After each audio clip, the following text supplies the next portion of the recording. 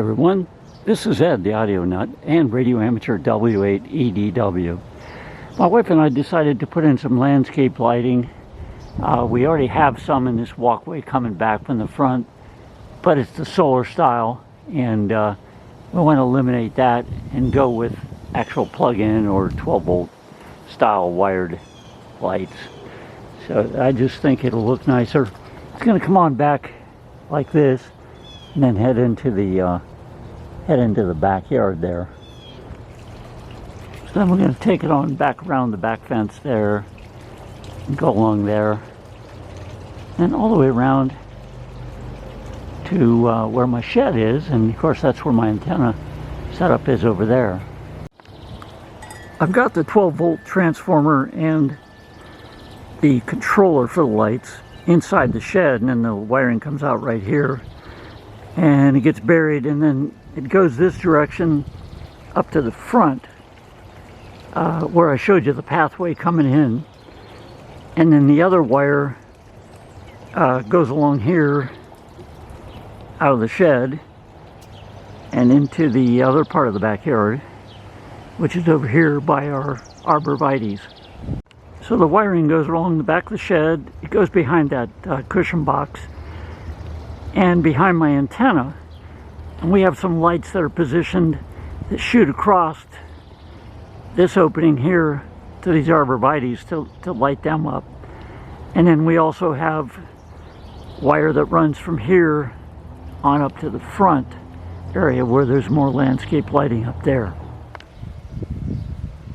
Here's what my antenna looks like. It's a 43-foot vertical antenna. It's just a wire inside of this green fiberglass tube, and I'll pan up here so you can see how it goes up.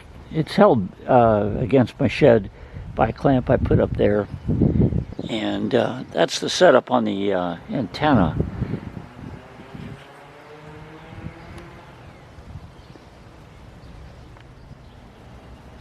So as I was running my wire by my antenna, kind of a light bulb went off, so to speak. And so, because I ran the wire behind this over to this other light that we put up against here to shine across to the evergreens that we have on the other side. So I'll show you what that wire looks like, and then maybe you'll understand the idea that I had. This is what the wire looks like. It's just a zip cord style wire, side by side. One side of the wire is smooth, that's this side here, and the other side has a rough edge to it. That way you can tell which is going to be your positive and which is negative. In my case, I use the smooth edge for the positive side, and then I use the rough edge for the negative side on the power supply. So it's a special wire. It's designed to be buried in the ground and last. So and in this case, I think it's a 12 gauge wire, so pretty substantial thickness of wire.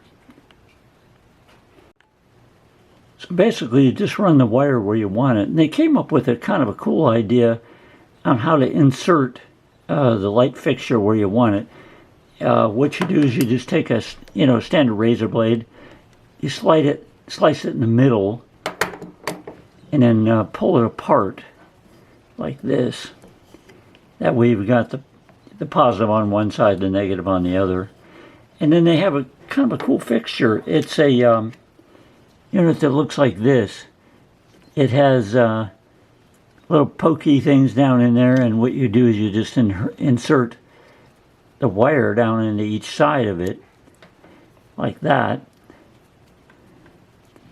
and when you push it down in, it just connects with the pokey thing down in there, and then you just take your caps then and just screw them on, and when you do that, it engages the wire and also waterproofs it too. And then on the other side of the connector, this is where your fixture would go, and the wire from your fixture then, positive and negative, just goes down in this hole. Of course, you insert the wire through here first. You bear the wire on the one end and you shove it down into this hole. Screw this down in, and then that's what engages the wire going to the fixture. So kind of a cool setup, very easy. But I was thinking, since you have to split the wire, why couldn't we do the same thing with inserting the negative side onto the ground of our antenna? And then that way, you got extra ground wire in the ground, and it serves the purpose of being your landscape lighting as well as a ground radial for your antenna. So anyway, we're going to experiment with that and see if it works, see if there's any kind of interference that comes about with inserting that into our antenna system. And the other thing I'm going to do is also I'm going to actually do an earth ground to the negative side of our power supply. Even though it gets earth ground through the power supply itself, I think it's going to be better if we go ahead and insert a kind of a ground rod and a ground strap into the antenna system. So anyway, we'll give it a try and see what happens.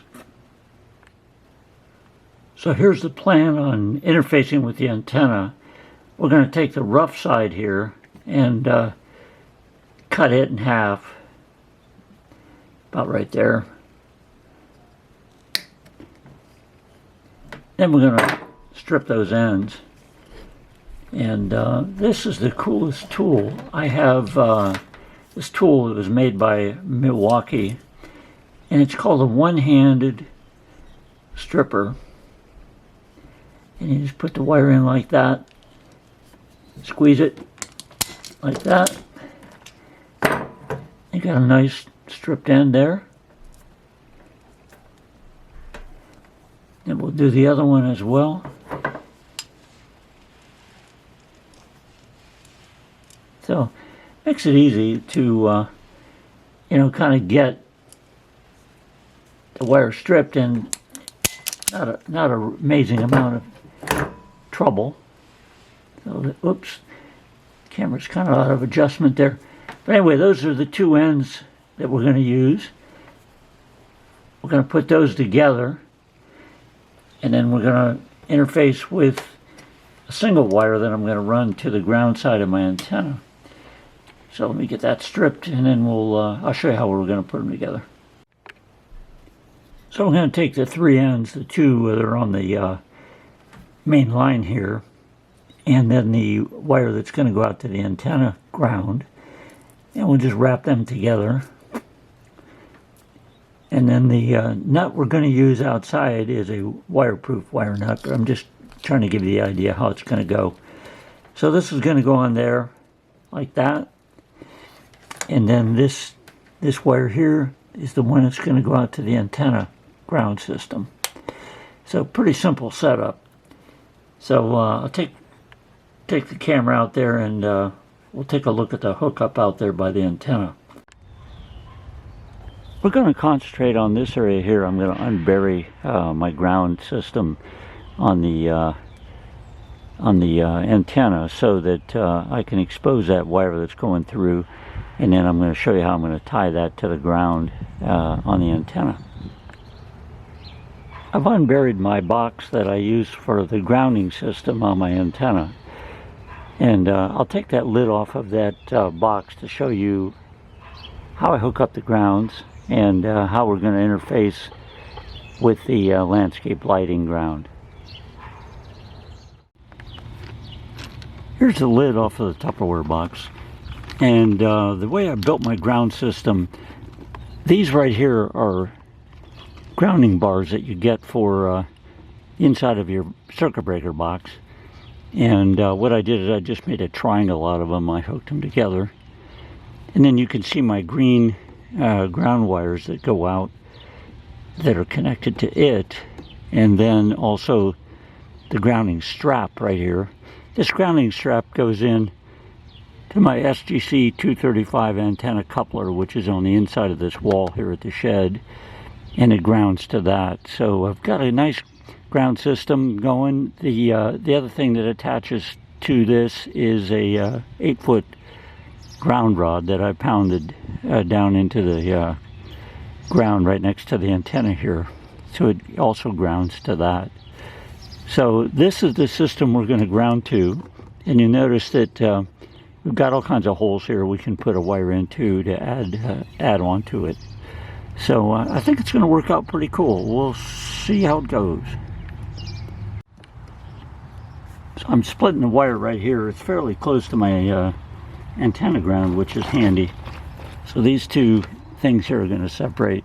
One side is the ground here, and this side over here is the smooth side. That's going to be the positive bit. We're not going to do anything to that. But anyway, I think it's fairly close to the antenna. It's going to be great. We'll try it out.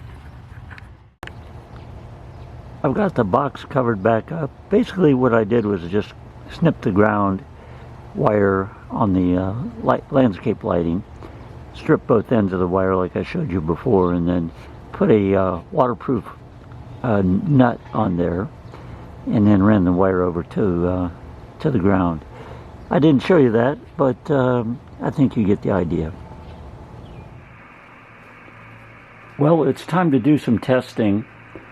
I turned the landscape lighting on just to make sure there's no interference that I can find. I tuned up and down 20 meter band. I didn't hear anything out of the ordinary, and did the same thing on 40 meters, which are the two main bands that I use, and everything seems to be good there. So I'm going to test now with transmitting and see if I can, I'm going to call a couple of CQs, see if I can raise someone and see if they can hear anything on my signal that shouldn't be there. Whiskey 8, Echo Delta Whiskey. Whiskey 8, Echo Delta Whiskey, 59 Pennsylvania. Hey, thanks, I appreciate it. I'm checking out some new antenna parts and wondered if there any noise on my signal, or does it sound clear? The audio sounds good, and you're about 20 over. Can I have your state, please? Oh, I'm sorry, it's Columbus, Ohio. Roger? Yeah, thanks for Ohio. We got you in the log, but no, sounds good. No problem that I can detect here. Appreciate that. Good luck on your contest. No, thanks. 7-3, Lewis and Clark Trail, calling CQ, Whiskey 3, Kilo Whiskey Hotel. Whiskey 9, Bravo, Papa Delta. Alpha Echo 8. Whiskey 8, Echo Delta Whiskey. Yeah, go ahead, Breaker. Hey, sorry about that, guys. I know you got a good conversation going there. I just have a quick test here. I just put in some new antenna radials, and I just wanted to make sure that my signal was still good. The name is Ed. I'm in Columbus, Ohio, and the call is Whiskey 8, Echo Delta Whiskey. You're 10 dB over S9 off my 90 degrees, so I mean broadside, so very good here in Grand Rapids, Michigan. I sure appreciate the interruption, guys. Thanks a lot. I was listening to your tower conversations. Pretty interesting for sure. But anyway, hi from Ed in Columbus, Ohio, W8EDW. I'll be clear with you guys. That's okay, Ed. No problem. We're both copying you.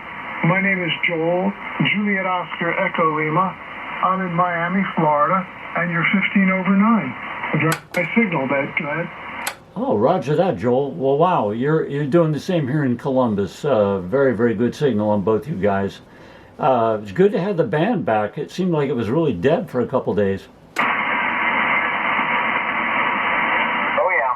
I'm actually going to spin around south just real quick. I'm going to spin around south for a second. But yeah, I had 10 dB over static correction last night. Roger that. Well, listen, guys, thanks again. W8EDW in Columbus. We're going to say 73 to you. 73, sir, Ed. Well, that's a wrap on this video. I really appreciate you guys watching, and hope you found it interesting. I try to come up with ideas that are kind of unique and maybe you can use some of this idea on something on your antenna and on your property. But anyway, appreciate you watching. Give me a thumbs up, and please subscribe to my channel. You guys take care. We'll catch you on the air.